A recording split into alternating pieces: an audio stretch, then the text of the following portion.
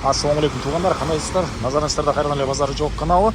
Бүгін сіздерге туғандар Молодая гвардия Киевский көчесінің кесінішінен бір бөлмелі сатылушы квартира көргізмек үшін мінекей ушул 5 қабатты үйдің екінші қабатында жайғашқан туғандар. Дарек, Молодая гвардия 41-ші үй.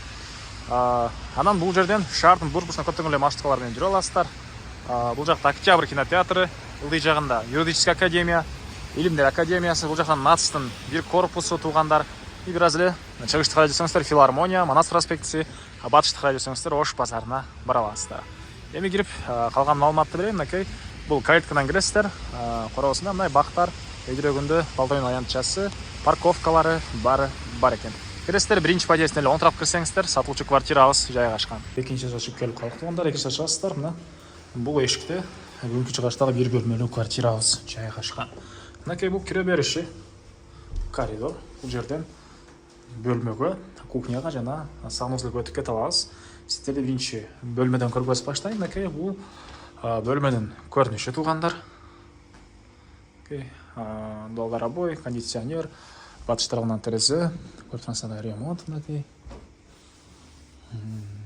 Так. Жалпысынан 30 квадрат метр болгон квартирабыз, бир бөлмөлүү.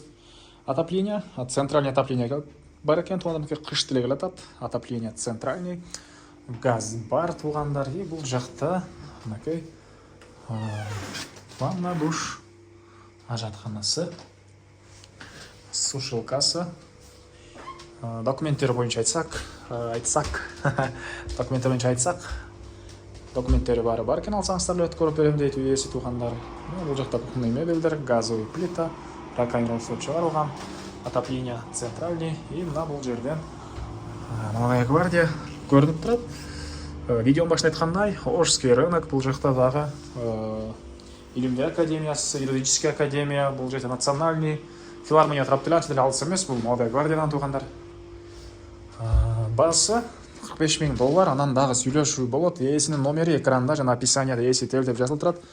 Звонок кылып сүйлөшүп көрүңүздөр, сүйлөшүүлөр болот тугандар. Анан достор менен, группалар менен бул видеону сиздер бөлүшсөңүздөр, мага бул квартира ээсине чоң жардам берген болосуздар.